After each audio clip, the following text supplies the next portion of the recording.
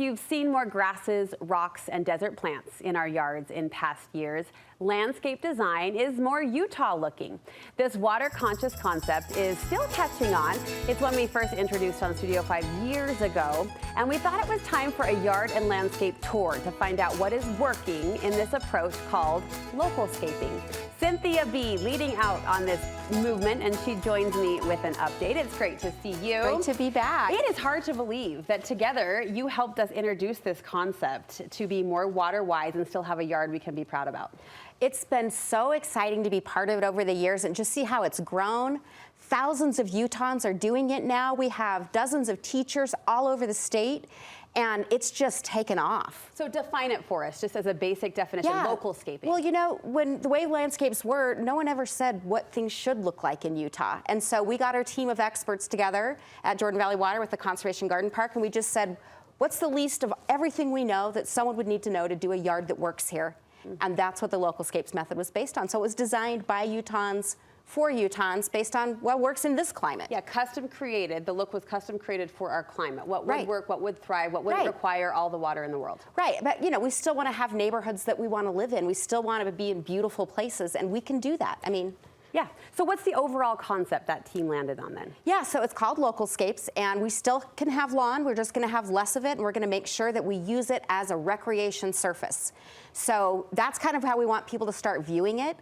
Could my kids play on it? Not just I need it because they play on it, but actually does it work in the way that it's designed for that purpose? And if it doesn't, then let's look at something else. So side yards, park strips, there's all kinds of weird little bits and bobs of landscaping that we've put lawn that we could do something else that we would actually use more. So how is this different, Cynthia, than xeriscaping?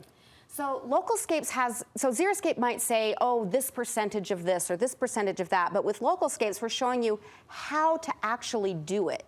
So it's a much more actionable way of having a lower water landscape, but it's not just about that, it's about creating spaces and ways that you would use it that are functional and just looking at the things that aren't working and fixing them.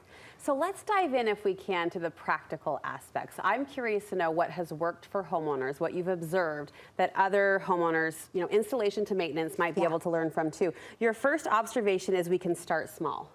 Yes. So, you know, oftentimes you think you've got to plan the whole thing and I've got to do a whole project. But the reality is a lot of things are already working. So what we want to do is eliminate the ones that aren't. And it's a new way of doing things, so you don't have to jump in with both feet. Let's start by like flipping a park strip, for example. Most of us aren't too emotionally attached to the park strip. So it's a great first project to just learn new things. You can see how it fills in over time. So that's a photo of it just being finished. Look at that. And that's what it looks like just 2 years later. Beautiful. So it can really quickly change that. And you know, they grab the eye, they really make your yard a lot more flashy and attractive. And so all over the state, we're seeing homeowners grab onto this piece. And every time I drive by, I can tell if it's someone that's taken one of our classes by the way it's done.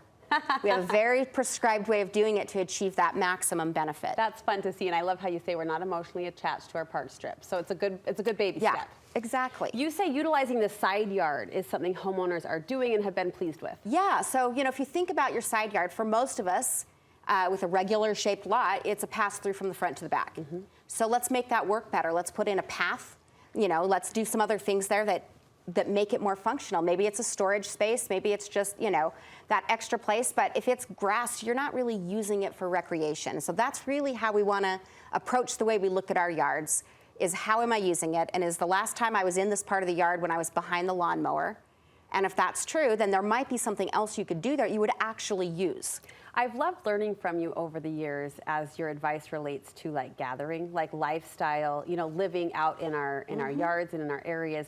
And that has a worthy place in this conversation. You encourage people to look for gathering places and paths that are naturally congruent to the way that we congregate and live. Right, we think of a single back patio, but what about creating a front yard seating space? Now you can chat with your neighbors, or even if you don't want to chat with your neighbors, it looks like you would, so you get all the points, and you don't even have to do the thing. The neighbors will never know. But the thing that's great about gathering areas is not only is it giving you all that functionality, but if you think about it, the surfacing beneath it requires almost no maintenance and no water. So you haven't changed the fact that your yard is functioning, it's more functional, but you've got fewer spaces you have to put time into to keep it that way. Are you seeing people, Cynthia, like create a grand plan and then execute it bit by bit over time, over a series of seasons? I would say 80% of our homeowners are doing smaller projects. You can get incentives for either a small project or a larger project. That said, we do encourage you to create an overall plan so that you can execute it one project at a time, but make sure that you're coming to that end result that you want. That finished cohesive goal. Yeah. What is working from a maintenance standpoint? So one of the things that we've gotten the best feedback on, there's two things really, but that central open shape of lawn, because so in Xeriscape it would say X percentage or a lower percentage of lawn, but they don't tell you how to configure it. In a localscape we're saying no, it's one piece of lawn, one shape of lawn, and that means it has one edge to trim and maintain. And our homeowners are getting in and out in 12 minutes or whatever, 15 minutes of lawn mowing instead of what was taking them an hour, hour and a half on the weekends. And occasionally they're having to weed. You're getting less. That's the second thing that we're seeing is that when you're using those drip irrigation in the planting bed, you're only supplying water to the plants you're trying to grow. So you are creating all kinds of disadvantageous conditions for weeds. So a lot of times people say, oh, I can't have a planting bed because I'll have weeds. But really, it's not a cause and effect thing. It's how you're managing that planting bed that's really determining that. So it's planting wisely for optimal growth, but also reasonable maintenance. Right. So we use heavy coat of mulch to help keep the weeds down, make it easier to weed. We recommend a pre-emergent to keep the weeds from sprouting in the first place. And we're just really seeing a lot of homeowners. I go out and take follow-up photos, and they tell me, I really am doing a lot less maintenance than I expected. My neighbors told me I was going to just be a slave to this yard.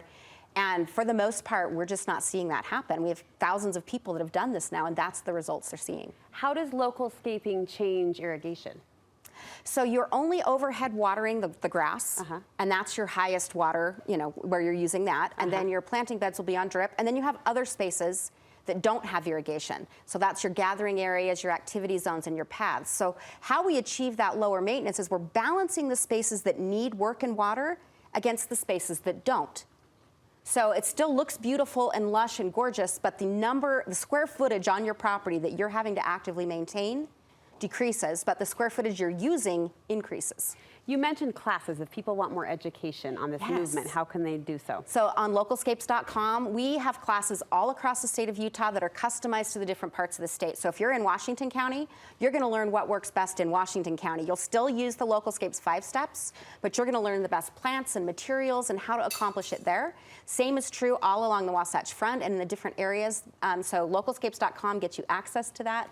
We have hands-on classes, online classes, live webinars. And I think I heard you sneak in a rebate mention there. How can you get paid to Localscape? Okay, so now there's a whole lot of funding that's helping this happen, and that comes through the Utah State Legislature via the Division of Water Resources and the Water District, so we're all pulling together.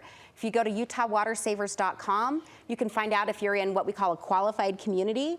More than half of Utah is there. Other cities, the cities have to opt in.